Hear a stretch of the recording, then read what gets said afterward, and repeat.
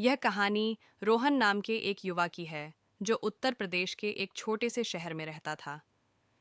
पढ़ाई में अच्छा था, लेकिन जब कॉलेज में आया तो जिंदगी में कई मुश्किलें आ गईं।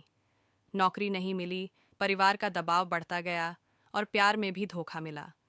धीरे धीरे वह अकेला महसूस करने लगा।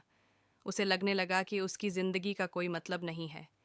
एक दिन जब दुनिया उसे बोझ लगने लगी, उसने तय किया कि अब जीने का कोई फायदा नहीं।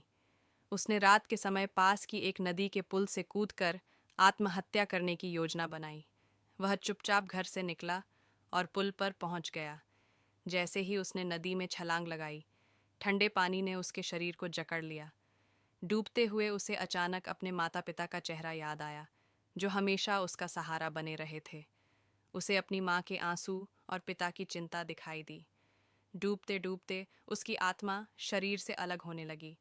उसने देखा कि अंधेरा उसे घेर रहा है। तभी एक अदृश्य शक्ति ने उसे रोका और एक आवाज आई, तुम्हें अभी जाना नहीं है, तुम्हारी यात्रा अधूरी है। रोहन ने देखा कि वह एक अजीब से स्थान पर है। चारों तरफ धुंध थी और कई अन्य आत्माएं वहां भटक रही थीं।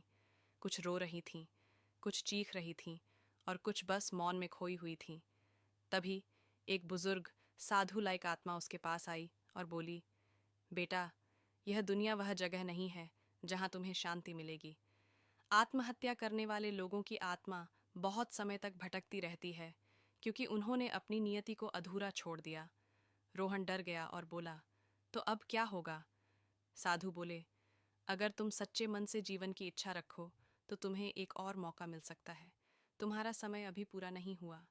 अचानक रोहन ने खुद को नदी के किनारे पड़ा पाया। एक मछुआरे ने उसे बचा लिया था। जब उसने आंखें खोलीं तो पहली बार उसे महसूस हुआ कि जीवन वास्तव में कीमती है। वह घर लौटा, अपने माता पिता से माफ़ी मांगी और एक नई शुरुआत की।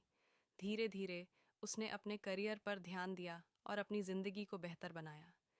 मुश्किलें आती हैं, लेकिन आत्महत्या कोई हल नहीं है। हर समस्या का समाधान होता है, बस हमें सही तरीके से सोचना चाहिए। अगर आपको कभी लगे कि कोई रास्ता नहीं बचा, तो अपने परिवार, दोस्तों या किसी भरोसेमंद व्यक्ति से बात करें। जिंदगी खूबसूरत है, बस सही नज़रिए की ज़रूरत है।